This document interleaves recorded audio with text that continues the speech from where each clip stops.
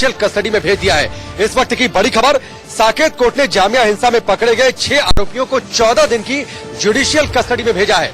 इस वक्त की बड़ी खबर, जामिया हिंसा में पुलिस ने सीसीटीवी फुटेज और तमाम वीडियोस के आधार पर कार्रवाई की थी और 6 लोगों को पकड़ा था, उन्हें गिरफ्तार किया था और उन्हें कोर्ट में आज पेश किया गया, साकेत कोर्ट में। और अब साकेत कोर्ट ने इन्हें 14 दिन की जुडिशियल कस्टडी में भेज दिया है। इन लोगों पर आरोप है कि इन्होंने जामिया इलाके में हिंसा की, पब्लिक प्रॉपर्टी को नुकसान पहुंचाया, बसों में तोड़फोड़ की, आगजनी की। साकेत कोर्ट ने 6 आरोपियों को जेल भेजा है, 14 दिन की जुडिशियल कस्टडी।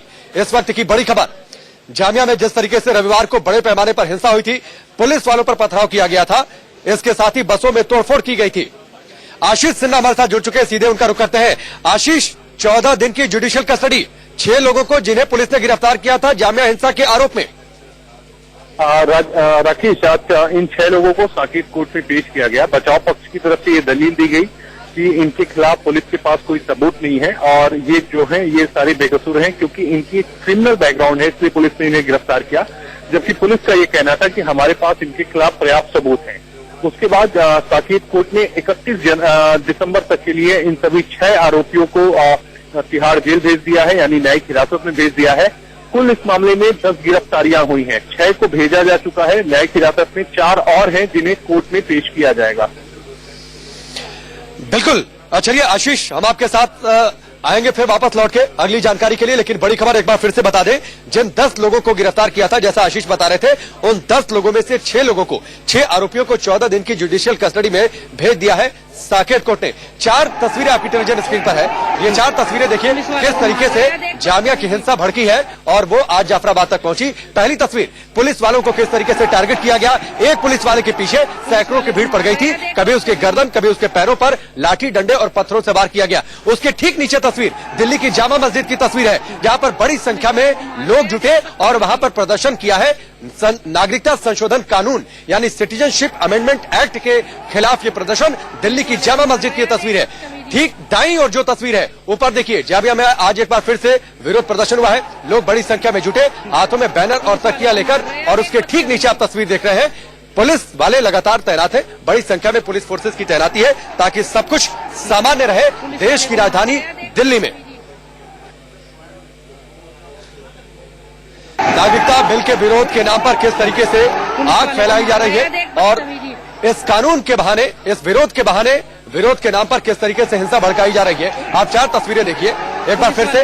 जाफराबाद में आज विरोध प्रदर्शन के नाम पर बड़ी संख्या में लोग सड़कों पर उतरे, लेकिन इस दौरान हिंसा जमकर हुई। पुलिस वालों को टारगेट किया गया, बसों में तोड़फोड़ की गई, आगजनी की गई, पुलिस की बाइक को आग के हवाले कर दिया गया। जाफराबाद में हिंसा की तस्वीर है। उसके ठीक नीचे तस्वीर दिल्ली की जामा मस्जिद की तस्वीर है, जहां पर बड़ी संख्या में लोग जुटे हैं, विरोध प्रदर्शन अभी चल रहा है कर हुई। पुलिस वालों को टारगेट किया गया, बसों में तोड़फोड़ की गई, आगजनी की गई, पुलिस की बाइक को आग के हवाले कर दिया गया। जाफराबाद में हिंसा की तस्वीर है। उसके ठीक नीचे तस्वीर दिल्ली की जामा मस्जिद की तस्वीर है, जहां पर बड़ी संख्या में लोग जुटे हैं, विरोध प्रदर्शन अभी चल रहा है, काफी संख्या में लोग वहां पर जुटे हैं और सिटीजनशिप अमेंडमेंट एक्ट का लोग विरोध कर रहे हैं।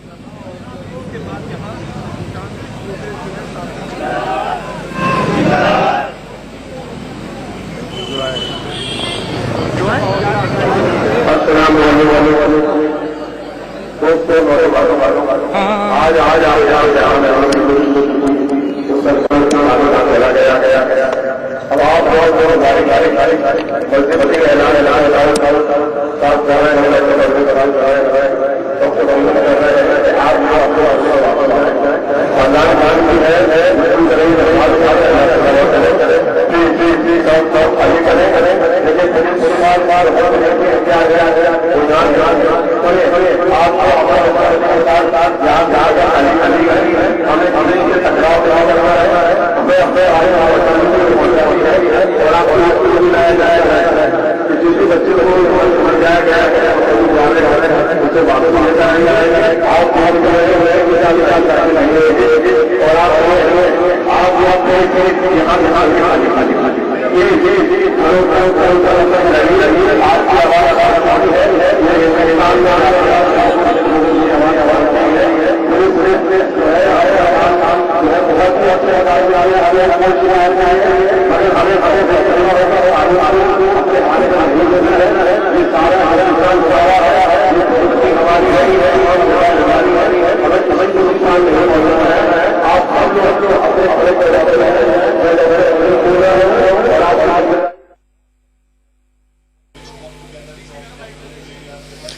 तो ये आप तस्वीर जो आपसे थोड़ी देर पहले आप देख रहे थे वो जाफराबाद की तस्वीर थी, जब मस्जिद के लाउडस्पीकर से अपील की गई थी कि लोग शांति बनाए रखें और अपने अपने घरों को वापस लौटें। एक बार फिर से आप 5 तस्वीरें देखिए टेलीविजन स्क्रीन पर, किस तरीके से सीलमपुर में जोरदार हंगामा हुआ, पुलिस पर पथराव हुआ, पुलिस पर आंसू गैस के गोले छोड़े गए। इस दौरान पुलिस ने उपद्रवियों को हिरासत में भी लिया, उन पर शिकंजा कसा। 5 तस्वीरें देखिए, सीलमपुर में हंगामा हुआ, आंसू गैस के गोले छोड़ने पड़े। जब पुलिस के जवानों पर पत्थरबाजी हो रही थी तो भीड़ को तितर बितर करने के लिए, उन पर काबू करने के लिए पुलिस को बल प्रयोग करना पड़ा। बीचों बीच जो तस्वीर आप देख रहे हैं, किस तरीके से पुलिस वालों की बाइक फूंक दी गई, उससे आग के हवाले कर दिया गया, पुलिस पर पथराव हुआ और उस दौरान हिरासत में भी एक उपद्रवी को लिया गया। एक रिपोर्ट आपको दिखाते हैं। कल भी कुछ छोटे मोटे प्रोटेस्ट हुए थे, तो उसको चलते हमने जो है वो प्रिवेंटिव एक्शन ले रखा था। अच्छा, इस पूरे जो आप जिस तरह टैकल किया सिचुएशन का आपने, अभी कोई इंजरी आपके एंड पे या कुछ प्रोटेस्टर्स को किस तरह की इंजरी? ये हम लोग स्टॉक ले रहे हैं अभी कि कितने पुलिस वालों को, पब्लिक वालों को या प्रोटेस्टर्स को इंजरी हुई है, ये स्टॉक ले रहे हैं। उसको तरफ से सिर्फ स्टोन पेल्टिंग हो रही थी या कुछ और भी कोई? बोतलें फेंक रहे थे और बोतल बम टाइप की चीजें फेंक रहे थे, पत्थर फेंक रहे थे और कुछ लोग जो है वो घरों पे चढ़ के भी पत्थर फेंक रहे थे। तो उस हिसाब से जो है वो काफी वायलेंट लोग थे। ये करीबन 3000 के आसपास। अभी फिलहाल आपको कुछ किस तरह का वो है, अभी क्या यहाँ पर रहेगी सिक्योरिटी? अभी रहेगी, बिल्कुल रहेगी, अभी रहेगी।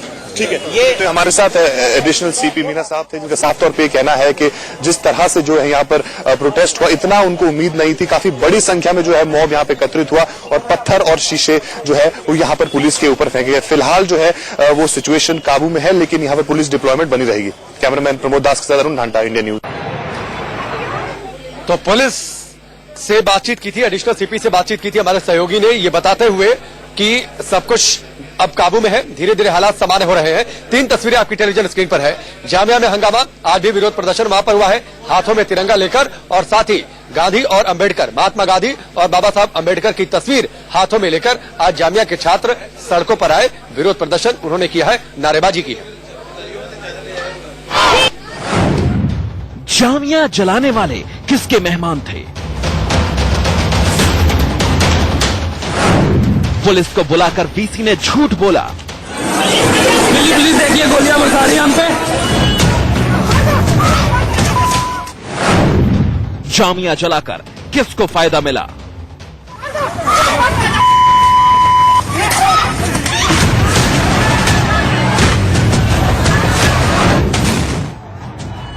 जामिया में हिंसा और आगजनी हुई, पुलिस पर बेरहमी से डंडे बरसाने के आरोप लगे और जिस तरह से इसे देश की सबसे बड़ी अदालत तक ले जाया गया, उससे साबित हो गया कि मुद्दे को तूल देने की कोशिश की गई।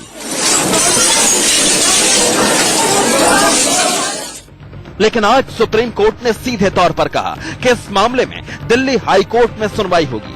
सीजेआई ने छात्रों की तरफ से पेश हुए वकील से पूछा कि इस मामले में हाई कोर्ट क्यों नहीं गए। और इस बीच अब से थोड़ी देर पहले विपक्ष के बड़े नेता पहुंचे थे राष्ट्रपति के पास, उनसे उन्होंने मुलाकात की और मुलाकात में ये अपील की कि राष्ट्रपति इस पूरे मामले में दखल दे। देश में नागरिकता कानून के नाम पर लोकतंत्र का हनन हो रहा है। सोनिया गांधी ने क्या कुछ कहा वो आपको सुनवाते हैं। Different of the two parties, 12 of them have met the president to plead with him to intervene in the situation. The situation in the northeast, which is now spreading throughout the country, including the capital, the Jamia University, because of the act, is a very serious situation. ये देश को विघटन की तरफ ले जाने वाला कानून है और जो रजिस्टर है एनआरसी, वो ये दोनों मिलकर देश के लोगों के मन में उन्होंने भय भर दिया है। और जब आतंकित लोग अंदर से हो जाते हैं और गवर्नमेंट कोई सुनने को तैयार नहीं होती है, तो उसके कितने परिणाम खराब होते हैं ये आप सब जानते हैं। और इतिहास अगर पढ़ा होगा और पिछली तरफ मुड़ के देखेंगे तो देखेंगे ये नॉर्थ ईस्ट को तो पूरी तरह से काट दिया देश से। पाकिस्तान यही चाहता है और पड़ोसी देश भी यही चाहते हैं कि हमने उनके देश को तोड़ा, वे हमारे देश को तोड़े। और ये मौका हमारी गवर्नमेंट उन्हें दे रही है। इसलिए हमने राष्ट्रपति महोदय से ये अनुरोध किया है कि वो हस्तक्षेप करें, गवर्नमेंट से कहें कि गवर्नमेंट 2 कदम पीछे हटे, इस विधेयक को वापस ले। अगर देश में शांति ये चाहते हैं और देश को एकजुट रखना चाहते हैं तो। सोनिया गांधी और रामगोपाल यादव को आप सुन रहे थे। विपक्ष का एक डेलीगेशन पहुंचा था राष्ट्रपति से मुलाकात करने और इस मुलाकात के दौरान उन्होंने अपील की है कि राष्ट्रपति इस पूरे मामले में दखल दे और इस कानून को वापस लिया जाए। इस बीच हमारे सहयोगी ने बातचीत की है कांग्रेस के वरिष्ठ नेता कपिल सिब्बल से। सुनिए। हमारे साथ बातचीत करने के लिए कपिल सिब्बल साहब मौजूद। सर, विपक्ष ने आज राष्ट्रपति भवन जाकर मुलाकात करी, क्या दरख्वास्त आपने रखी राष्ट्रपति से कि क्या उनको करना चाहिए इस समय जिस तरीके के देश में हालात? हमने राष्ट्रपति जी को कहा कि ये जो कानून पारित किया गया है ये संविधान के खिलाफ है, हिंदुस्तान की संविधान के बेसिक स्ट्रक्चर से खिलाफ है और इसमें जो वातावरण पैदा हुआ है देश में शंकाएं का और जो भय पैदा हुआ है, इसकी वजह से हम आपसे आग्रह करते हैं कि आप सरकार को ये एडवाइस दीजिए कि इस कानून को वो वापस। पीएम ने रैली में बोला है कि इस कानून से यहाँ के सिटीजन को कोई दिक्कत नहीं है और कांग्रेस जो है वो भ्रमित कर रही है वायलेंस को।